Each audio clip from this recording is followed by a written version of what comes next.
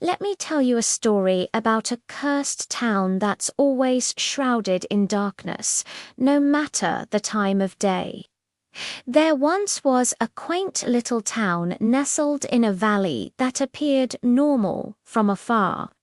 It had winding roads, quiet alleys, and rows of houses so close together that their balconies almost touched.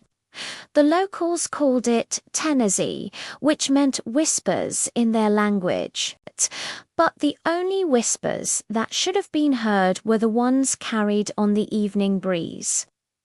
For many years, the people of Tenaze had suffered in silence.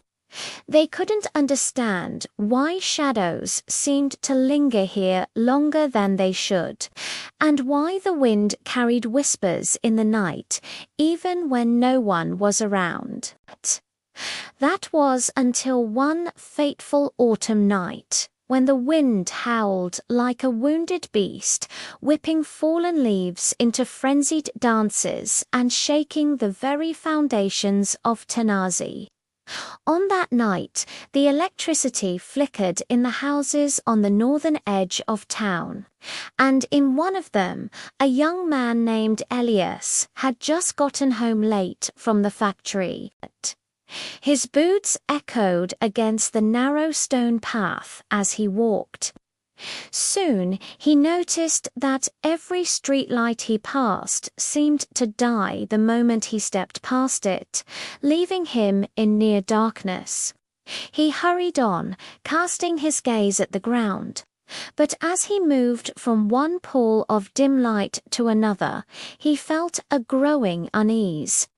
The darkness between each lamp felt thick, almost alive, crawling closer with each step. Finally reaching his home, an old two-story structure with peeling paint. He paused, realizing that from the window on the second floor, he could swear he saw someone staring down at him. It was a face that should not have been there, too pale, too still, its eyes sunken black holes, staring, judging. But Elias lived alone. Still, he quickly bolted inside, his heart hammering in his chest.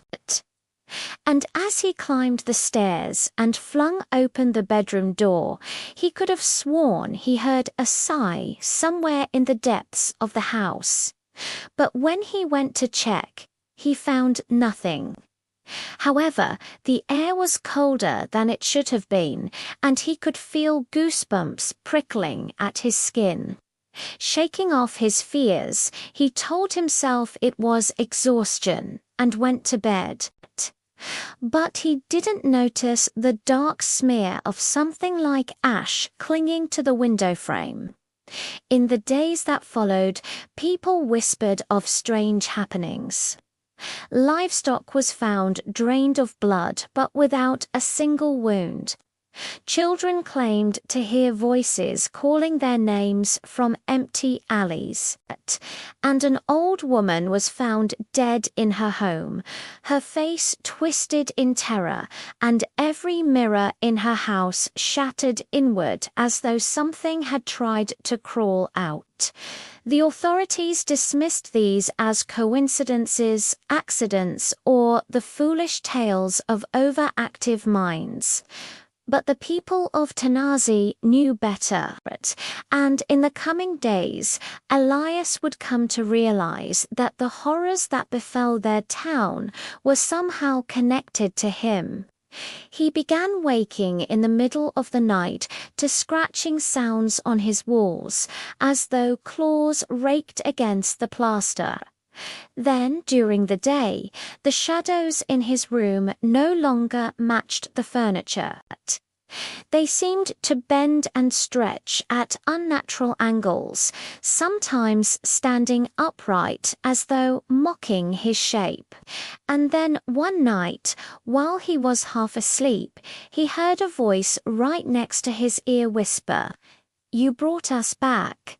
And he knew then that what was happening in Tenaze was his fault.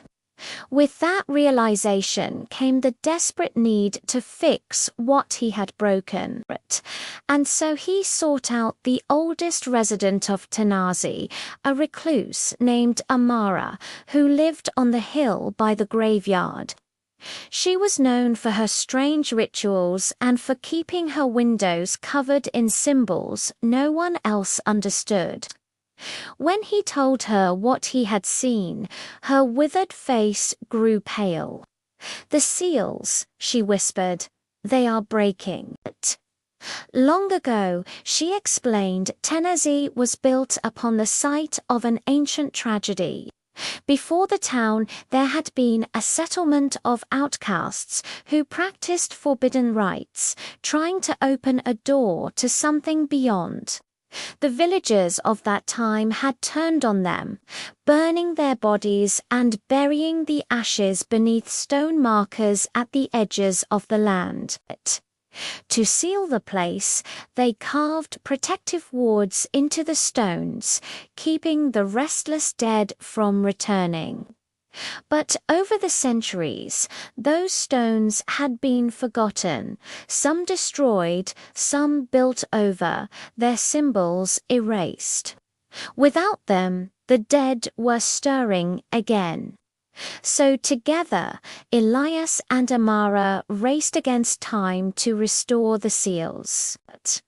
But with every passing day, the darkness in Tenaze grew stronger. The people became more desperate. Elias could feel their hopeless eyes on him, and he knew that whatever he did, he could never truly make up for what was done in the past. Now, I want you to imagine the rest of the story. What happened in the end? Did Elias manage to save Tenaze, or was it lost forever to the darkness? Let your imagination run wild and write a story based on what you think happened next.